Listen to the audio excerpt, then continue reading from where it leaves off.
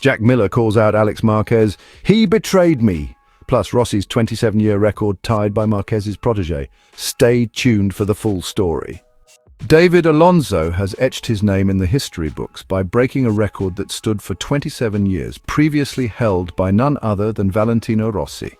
Competing in the Moto3 category, Alonso clinched his 11th victory of the season at the Australian Grand Prix, held at the iconic Phillip Island circuit. This achievement not only secured him the Moto3 World Championship title, but also marked a historic moment as he became the first Colombian to ever win a motorcycle Grand Prix World Championship. Alonso's impressive season has placed him in a league of his own, with a stellar performance that now matches Rossi's long-standing record of 11 wins in the lightweight class.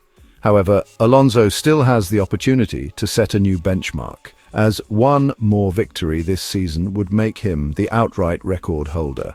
With 3 races still left, he has the chance to achieve what no rider in the category has done before. Back in 1997, Valentino Rossi set this record when he dominated the 125cc class, winning 11 out of 15 races while riding an Aprilia RS 125 for the Nastro Azzurro Aprilia team. In comparison, Alonso's record-equaling wins come in a season with a few more race opportunities, highlighting a shift in the dynamics of modern Moto3 racing. Throughout this remarkable journey, Alonso has managed to surpass the achievements of other notable riders, including Fausto Gresini, Marc Marquez and Joan Mir, all of whom had reached a maximum of 10 wins in the lightweight category. This feat underlines Alonso's extraordinary talent and consistency on the track, traits that have been honed under the guidance of his mentor, Marc Marquez. Known for his aggressive yet calculated style, Marquez has been a crucial figure in Alonso's career, often praising the young rider's potential and providing him with invaluable advice. In fact, Alonso shared that Marquez's counsel has been a guiding light, urging him to focus on securing the championship before considering a move to the MotoGP class. The comparison between Alonso and Rossi has been a point of discussion among fans and experts alike. For many, Alonso embodies the charisma and charm that Rossi was famous for, a rare combination of skill and personality that attracts fans to the sport. This was echoed by TNT Sports' Neil Hodgson, who highlighted Alonso's mental toughness and ability to thrive under pressure. According to Hodgson, Alonso channels his energy with remarkable focus, making split-second decisions that rival those of seasoned veterans. He has shown an uncanny ability to stay composed during the most critical moments of a race, often demonstrating a level of maturity beyond his years. Alonso's journey to the top of Moto3 has been nothing short of inspirational. As he stands on the brink of setting a new record, the world watches with bated breath to see if he can surpass the legend himself. For Colombia, Alonso's success has been a moment of immense national pride, as he represents a new wave of talent emerging from the South American country.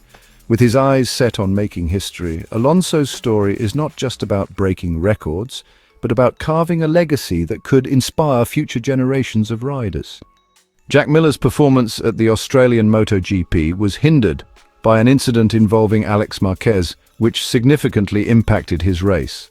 Starting from 16th on the grid at his home Grand Prix, Miller made an impressive start and quickly climbed up the order, momentarily reaching 8th place. However, his momentum was interrupted by a clash with Marquez at Duhan Corner, forcing him to drop positions and eventually finish the race in 11th. The KTM rider made a strong initial move, surging past several competitors and nearly breaking into the top 6 by the first turn. But as he maneuvered along the inside line, he got caught up with Marquez, who turned in from the outside, causing the two bikes to tangle briefly. Fortunately, both riders managed to disengage and avoid further complications, but Miller had to rejoin the race from the back of the pack. From there, he embarked on a recovery ride, managing to overtake multiple riders and make his way back into the top 10 for a period. Despite a determined effort, Miller found it challenging to sustain his early pace throughout the race. He expressed frustration over not being able to capitalize on his strong start, especially after fighting back to gain several positions. As the race neared its end, Miller's front tire began to lose grip, forcing him to rely more on the rear to maintain his line. This limited his ability to challenge the riders ahead, leading to a tough battle in the final laps. Although he managed to avoid some wildlife obstacles that had troubled him during Saturday's practice sessions, including incidents with a rabbit and a seagull, the mishap with Marquez dashed his hopes for a stronger finish. Meanwhile, Miller's KTM teammate Brad Binder also had an eventful weekend. After a disappointing sprint on Saturday where he failed to finish, Binder showed resilience on Sunday by starting the Grand Prix in 11th and making his way up to 4th at one point. He ultimately secured a respectable 7th-place finish. Binder remains the highest-ranked non-Ducati rider in the MotoGP standings, holding on to 5th place ahead of Pedro Acosta from Tech 3 Gas. Binder's performance marked an improvement over the previous day, with a new aero package aiding the bike's handling under dry conditions.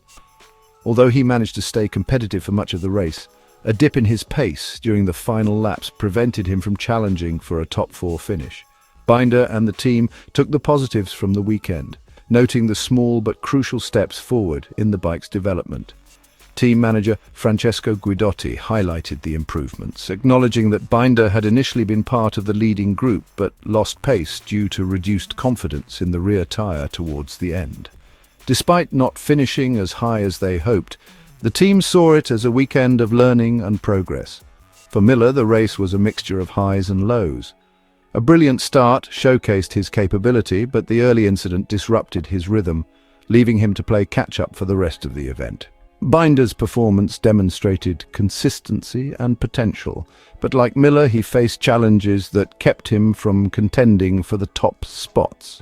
The KTM team remains hopeful, acknowledging the steps forward while focusing on the need for further improvements to compete more closely with the leading riders. The recent Moto3 and MotoGP events at Phillip Island painted a vivid picture of the highs and lows of racing. David Alonso's record-tying 11th win, matching Valentino Rossi's long-standing achievement, was a masterclass in consistency and skill.